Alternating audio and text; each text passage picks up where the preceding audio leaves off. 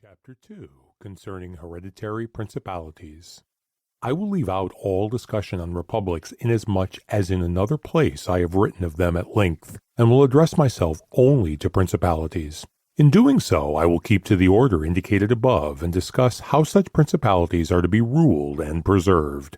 I say at once there are fewer difficulties in holding hereditary states, and those long accustomed to the family of their prince, than new ones, for it is sufficient only not to transgress the customs of his ancestors, and to deal prudently with circumstances as they arise, for a prince of average powers to maintain himself in his state, unless he be deprived of it by some extraordinary and excessive force. And if he should be so deprived of it, whenever anything sinister happens to the usurper, he will regain it. We have in Italy, for example, the Duke of Ferrara, who could not have withstood the attacks of the Venetians in 84, nor those of Pope Julius in 10, unless he had been long established in his dominions. For the hereditary prince has less cause and less necessity to offend. Hence it happens that he will be more loved, and unless extraordinary vices cause him to be hated, it is reasonable to expect that his subjects will be naturally well disposed toward him,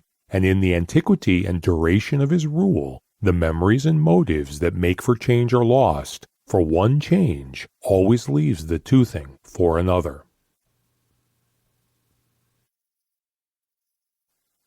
Chapter 3, concerning mixed principalities.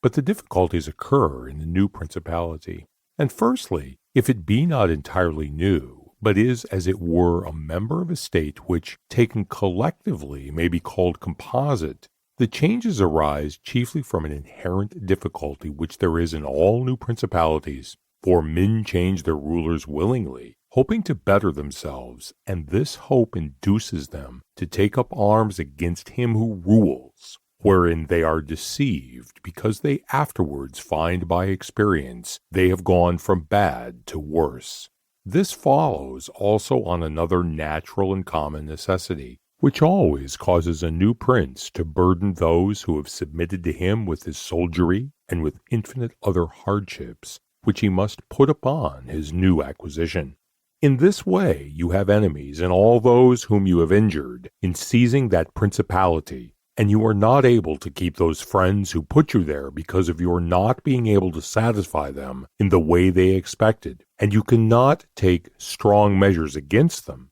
feeling bound to them. For although one may be very strong in armed forces, yet in entering a province one has always need of the goodwill of the natives. For these reasons, Louis XII, King of France, quickly occupied Milan, and as quickly lost it. And to turn him out the first time it only needed Lodovico's own forces, because those who had opened the gates to him, finding themselves deceived in their hopes of future benefit, would not endure the ill treatment of the new prince. It is very true that after acquiring rebellious provinces a second time, they are not so lightly lost afterwards, because the prince, with little reluctance, takes the opportunity of the rebellion to punish the delinquents, to clear out the suspects, and to strengthen himself in the weakest places. Thus, to cause France to lose Milan the first time, it was enough for the Duke Lodovico to raise insurrections on the borders, but to cause him to lose it a second time, it was necessary to bring the whole world against him,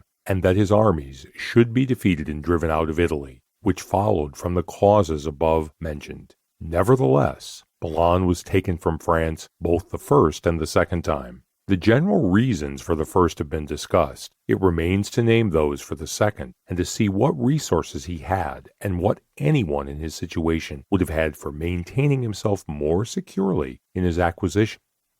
of France. Now I say that those dominions which, when acquired, are added to an ancient state by him who acquires them, are either of the same country and language, or they are not. When they are, it is easier to hold them, especially when they have not been accustomed to self-government. And to hold them securely, it is enough to have destroyed the family of the prince who was ruling them, because the two peoples, preserving in other things the old conditions and not being unlike in customs, will live quietly together, as one has seen in Brittany, Burgundy, Gascony, and Normandy, which have been bound to France for so long a time. And although there may be some